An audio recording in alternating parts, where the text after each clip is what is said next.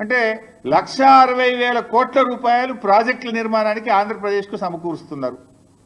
అందులో ఒక పై సంబంధం అన్న తెలంగాణకి ఇచ్చారా? 1%. 1,600 కోట్లని ఇచ్చారా అని అడుగుతా ఉన్నా నేను.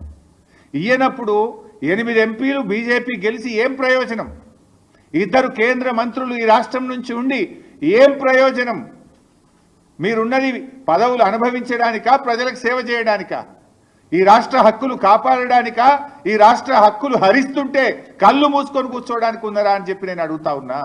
ఇలా బీజేపీ తెలంగాణకు ద్రోహం చేస్తూ ఉంది. ఇది తీవ్రమైన ద్రోహం. అరే మా ప్రాజెక్టులకు ఇప్పటికీ అనుమతులు ఇయ్యరు. మా సమ్మక్క సాగర్ ఇప్పటికీ ఇంకా అనుమతులు రాలేదు. మా పాలమూరు డిపిఆర్ను రిటర్న్ పంపించిండ్రు. మా దిండి ప్రాజెక్టుకు అనుమతులు ఇయ్యరు. మా ఏమో అనుమతులు ఇయ్యరు. పక్క రాష్ట్రానికి అనుమతులు లేకుండా నిధుల వర్షాన్ని కురిపిస్తున్నారు, కనక వర్షాన్ని కురిపిస్తున్నారు. ఏ అనుమతులు లేకున్నా కూడా నిధులు ఇస్తాం, ప్రాజెక్టులు కట్టండి అంటున్నారు. ఇది ఎక్కడి నీతి? మరి ఈ రాష్ట్రం నుంచి బీజేపీకి ప్రాతినిధ్యం వహిస్తున్న వాళ్ళకు బాధ్యత లేదా అని చెప్పి నేను అడుగుతా ఉన్నా. ఈరోజు కిషన్ రెడ్డి గారు చొరవ చూపాలి. అవసరమైతే మీరే ఆపండి, లేదంటే అఖిలపక్షాన్ని తీసుకుపోయినా సరే ఈ గోదావరి బనకచెర్ల ప్రాజెక్టు అక్రమ ప్రాజెక్టును నిలిపాలి, ఆపివేయాలని చెప్పి నేను డిమాండ్ చేస్తా ఉన్నా. లేదంటే మేమందరం ఢిల్లీకి వచ్చి సిడబ్ల్యూసి కార్యాలయం ముందు బీఆర్ఎస్ పార్టీ ఆధ్వర్యంలో ధర్నా నిర్వహిస్తాం. కేంద్ర ప్రభుత్వ యొక్క ద్వంద్వ నీతిని ఢిల్లీ వేదికగా ఎండగట్టామని చెప్పి కూడా హెచ్చరిస్తా ఉన్నాం.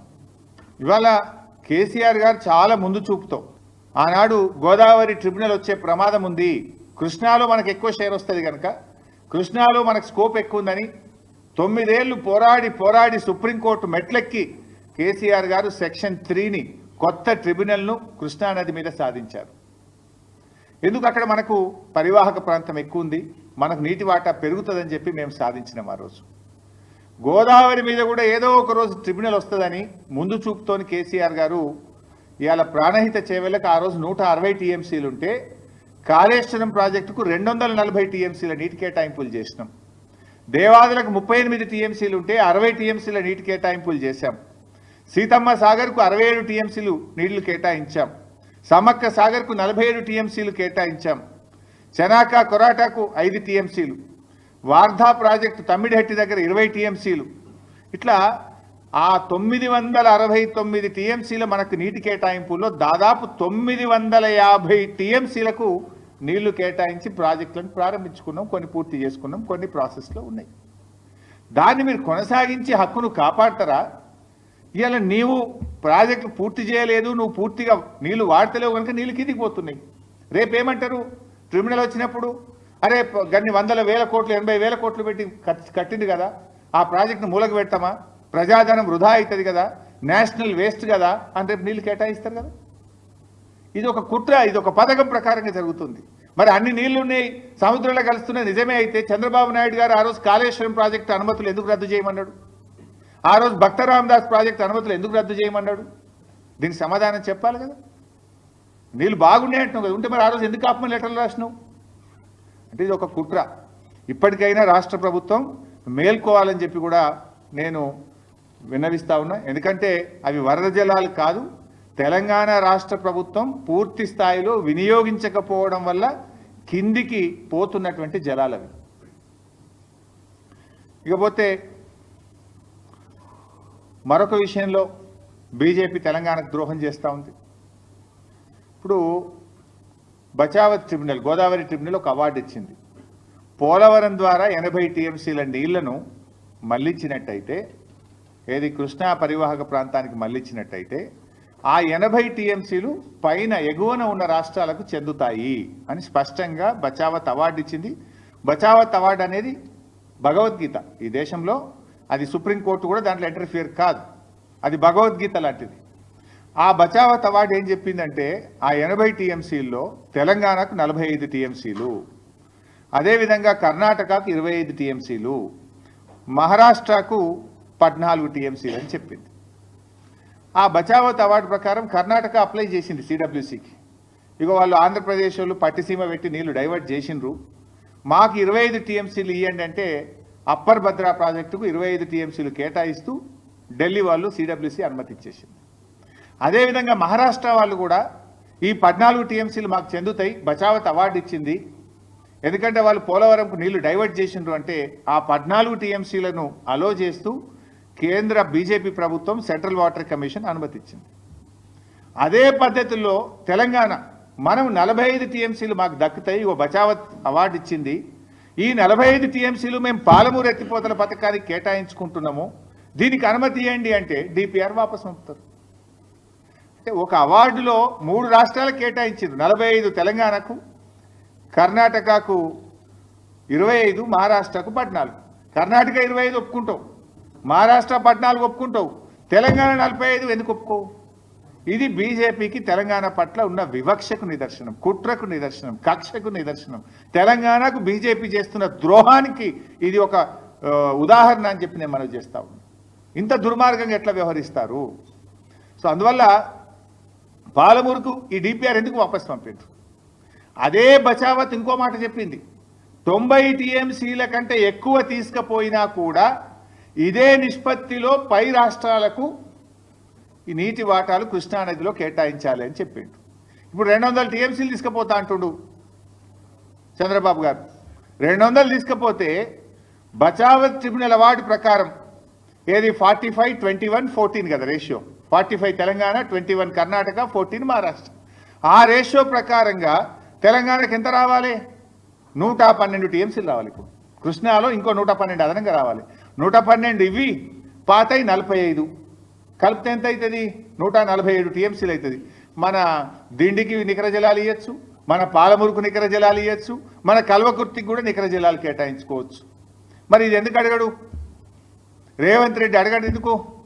ప్రశ్నించడు ఎందుకు? ఆ రోజు వెనకట మీ అందరు మీరు కూడా సాక్ష్యం. ఆనాడు పోతిరెడ్డిపాడు పొక్క పెద్దగా చేసి పోరాడింది బీఆర్ఎస్, పోరాడింది ఒక్కడు పీజేఆర్. ఇదే ఉత్తమ్ గిత్తం వీళ్ళంతా పెదవులు మూసుకున్నారు మంత్రులుగా ఉండి. ఆ రోజు పోతిరెడ్డిపాడు పొక్క పెద్దగా చేసి కృష్ణా జలాలను రాయలసీమకు తరలించుకుపోతుంటే హారతులు పట్టింది కాంగ్రెస్ నాయకులే. ఇవాళ గోదావరి జలాలను అక్రమంగా ఆంధ్రప్రదేశ్ తరలించుకుపోతుంటే హారతులు పడుతున్నది ఈనాటి ముఖ్యమంత్రి రేవంత్ రెడ్డి గారు. ఇది మీరు తెలంగాణకు చేస్తున్న ద్రోహం. నాడైనా నేడైనా కాంగ్రెస్ తెలంగాణ పాలిట శాపంగా మారింది. ఈ రాష్ట్ర ప్రయోజనాలు కాపాడలేకపోతా ఉన్నారు. అసలు మీరు చూడండి ఒకసారి, ఏడాదినర్థం కాంగ్రెస్ పాలన ఏం సాధించింది? ఒక ప్రాజెక్టు కట్టినరా? ఒక పెండింగ్ ప్రాజెక్ట్ పూర్తి చేసిండ్రా? ఒక్క ఎకరానికి కొత్తగా నీళ్ళు ఇచ్చిండ్రా? చేసిండ్రు. కొన్ని పనులైతే చేసిండ్రు. ఏం చేసిండ్రు? కృష్ణా నది మీద ఉన్న ప్రాజెక్టులను కేఆర్ఎంబీకి అప్పచెప్తూ సంతకాలు అయితే పెట్టి వచ్చిండ్రు. మళ్ళా కేసీఆర్ గర్జిస్తే బీఆర్ఎస్ పోరాడితే అప్పుడు కళ్ళు తెరిచి లేలే మేము అప్పచెప్పమని అసెంబ్లీలో తీర్మానం చేసిండ్రు. ఇది మీరు చేసిండ్రు. పెద్దవాగు కొట్టుకపోయింది, వట్టెం పంప్ హౌస్ మునిగిపోయింది, ఎస్ఎల్బీసీ టనల్ కుప్పగూలిపోయింది. మొన్న మళ్ళా అదేంటి Srisailam right branch canal, Srisailam right branch canal lining పనులు ఆనాడు ఆంధ్రప్రదేశ్ స్టార్ట్ చేస్తే కేసీఆర్ గారు అపెక్స్ కౌన్సిల్లో మాట్లాడి ఆనాటి బీఆర్ఎస్ ప్రభుత్వం పోరాడి Srisailam right branch main canal లైనింగ్ను మేము ఆపిచ్చినాం. ఆ రోజు లైనింగ్ చేస్తే 90,000 క్యూసెక్కులు పోతాయి రోజుకు. ఇప్పుడు 40,000 పోతున్నాయి. లైనింగ్ చేస్తే 90,000 పోతుంది. ఇది చేయరాదు, ఇది అక్రమము, దీనికి అనుమతి లేదు అని మేము పోరాడి ఆ రోజు ఆపిచ్చినాం. ఇవాళ రేవంత్ రెడ్డి ప్రభుత్వం రాగానే లైనింగ్ స్టార్ట్ అయింది. వీళ్ళు కళ్ళు మూసుకున్నారు, మాట్లాడతలేరు. కేఆర్ఎంబీకి ప్రాజెక్టులు అప్పచెప్తా అంటావు, శ్రీశైలం రైట్ బ్రాంచ్ కెనాల్ లైనింగ్కు చేసి 90,000 క్యూసెక్కులు తీసుకుపోతామని లైనింగ్ పనులు ప్రారంభిస్తే దాన్ని కూడా ఈ ప్రభుత్వం నిలువరించలేకపోయింది, ఆపలేకపోయింది అనేటువంటి విషయాన్ని కూడా మనం చేస్తూ ఉన్నా. ఇక తర్వాత కేఆర్ఎంబీ పనిచేయదు, రాష్ట్ర ప్రభుత్వం అడగదు. మనకు కృష్ణానదిలో తాత్కాలిక ఒప్పందం ఉన్నది. ఇప్పుడు అవార్డు ఫైనల్ అయ్యేదాకా ఎట్లాగో ఇప్పుడు వాదనలు జరుగుతూ ఉన్నాయి. సెక్షన్ 3 కేసీఆర్ గారు సాధించిండ్రు. కృష్ణాలో మన ఫైనల్ షేర్ మనకు వస్తుంది. తాత్కాలికంగా 34% నీటి కేటాయింపులు. ఇది కూడా ఈల పుణ్యమే. అప్పుడు ఉమ్మడి ఆంధ్రప్రదేశ్లో ప్రాజెక్టులు కట్టకపోవడం వల్ల ఆనాడు ఉమ్మడి ఆంధ్రప్రదేశ్ అసెంబ్లీలో కేవలం 34% మనకు ఉండడం వల్ల ఆ తాత్కాలిక ఒప్పందం 34% వచ్చింది. 34% జలాలు తెలంగాణ వాడుకునే హక్కును కలిగి ఉంటే ఈ రేవంత్ రెడ్డి ప్రభుత్వం యొక్క చేతగానితనం వల్ల, ఉత్తమ్ కుమార్ రెడ్డి ఉత్తుత్త మాటల వల్ల ఇవాళ తెలంగాణ 65 టీఎంసీల నీళ్లను తక్కువ వాడుకున్నది ఈ సంవత్సరం. We are able to use only 27%, ever lowest after formation of the state. Telangana రాష్ట్రం ఏర్పడ్డ తర్వాత ఏ సంవత్సరం కూడా కృష్ణా నదిలో ఇంత తక్కువ నీళ్లను వాడలేదు. ఎప్పుడైనా 34, 35, 36, 38 వాడినాం. కానీ రేవంత్ రెడ్డి ప్రభుత్వం యొక్క పట్టింపు లేకపోవడమా, పరిపాలన సామర్థ్యం లేకపోవడమా, లేదా గురుదక్షిణ చెల్లించుకోవడంలో భాగమా, కారణం ఏదైనా 27% నీళ్లను మాత్రమే తెలంగాణ ప్రభుత్వం వాడుకున్నది. రోజు పెద్ద పెద్ద మాటలు మాట్లాడతావు కదా ఉత్తమ్ కుమార్ రెడ్డి, దీని మీద ఎందుకో మాట్లాడవు? చెప్పిందే చెప్పి అబద్ధాల పాట పాడుతుంటావు కదా కాళేశ్వరం మీద. ఇక్కడ నువ్వు ఫెయిల్ కాలేదా? నువ్వు అసెంబ్లీలో 6 ప్రాజెక్టులు పూర్తి చేస్తే 6,50,000 ఎకరాలకు ఇస్తా నువ్వు మొదటి ఏడాది. ఏడాది అర్థమైంది 6,000 ఎకరాలకు కూడా నీళ్ళు ఇయ్యలే. అంటే ఇట్లా మీరు చూస్తే కేఆర్ఎంబీ మీద ప్రాజెక్టులు అప్పచెప్తారు. కృష్ణానదిలో మనకు 34% వాటా ఉంటే కేవలం 27% వాడి 65 టీఎంసీలు ఈ సంవత్సరం తక్కువ వాడుకున్నాం. అందువల్ల ఇలా ఖమ్మంలో పంటలు ఎండినాయి, నల్లగొండలో పంటలు ఎండినాయి, సూర్యాపేటలో పంటలు ఎండినాయి, మహబూబ్ నగర్లో పంటలు ఎండే పరిస్థితి ఏర్పడ్డది. ఉన్న నీళ్లను కూడా వాడుకోలేని చేతగాని దద్దమ్మ ప్రభుత్వం ఈ కాంగ్రెస్ ప్రభుత్వం. శ్రీశైలం రైట్ బ్రాంచ్ కెనాల్కు లైనింగ్ అయితే దాన్ని ఆపలేవు. ఇప్పుడు గోదావరి బనకచెర్ల స్టార్ట్ చేస్తే దాని మీద కూడా కనీసం నిలువరించలేని పరిస్థితిలో ఉన్నావు. మరి నాకైతే అర్థం కాలే, నీతి ఆయోగ్ ఎందుకు పోయినావు నువ్వు మొన్న అసెంబ్లీలోనే చెప్తివి వీళ్ళు బడ్జెట్లు ఏమి ఇస్తలేరు, మన ప్రాజెక్టులకు అనుమతి ఇస్తలేరు, నేను నీతి ఆయోగ్ బైకాట్ చేస్తున్నా, శాసనసభ అంతా సపోర్ట్ చేయాలంటే మేము కూడా బలాలు కొట్టినాం. అబ్బా ముఖ్యమంత్రి తెలివికి వచ్చిండు, మొదట్లో బడేబాయి చోటబాయి అన్నాడు, బడేబాయి చోటబాయిల బంధం అర్థమైనట్టుంది, ఇప్పుడు కళ్ళు తెరిచిండు అని నేను అనుకున్నా. మరి నేను ఎందుకు ఉరికినావు? నువ్వు పోయినావు, కనీసం మాట్లాడినావా నీతి ఆయోగ్లా? ఏంది ఏదో అధికారులతో ఉత్తరాలు రాపించి చేతులు దులుపుకోవడం కాదు రేవంత్ రెడ్డి. బీఆర్ఎస్ పార్టీ తరఫున మేము స్పష్టమైన డిమాండ్లు నీ ముందు పెడతా ఉన్నాం. ఏదో నువ్వు పైన అధికారులతో చీఫ్ ఇంజనీర్తో ఉత్తరం రాయించి మేము అపోజ్ చేసినామని చేతులు దులుపుకుంటే ఊరుకోం. మేము అవసరమైతే మా అధ్యక్షుడు కేసీఆర్ గారి ఆలోచన మేరకు పెద్ద ఎత్తున ప్రజా పోరాటానికి బీఆర్ఎస్ పార్టీ సిద్ధమవుతుంది. ఆనాడు జల పోరాటం చేసినాం తెలంగాణ ఉద్యమంలో. నీళ్ల కోసం ఇలా ఉద్యమించింది తెలంగాణ, నీళ్ల కోసం పోరాడింది తెలంగాణ. కానీ తెచ్చుకున్న తెలంగాణలో అప్పనంగా 200 టీఎంసీలు ఇలా ఆంధ్రప్రదేశ్ తీసుకుపోతుంటే ఈ రాష్ట్రంలో అధికారంలో ఉన్న కాంగ్రెస్ ప్రభుత్వం దాన్ని నిలువరించడంలో, దాన్ని ఆపడంలో, రాష్ట్ర ప్రయోజనాలు కాపాడడంలో పూర్తిగా వైఫల్యం చెందింది అని ఎంతో బాధతో నేను చెప్తా ఉన్నా ఈరోజు. అందువల్ల మేము బీఆర్ఎస్ పార్టీ పక్షాన సూటిగా కొన్ని డిమాండ్లు పెడతా ఉన్నాం.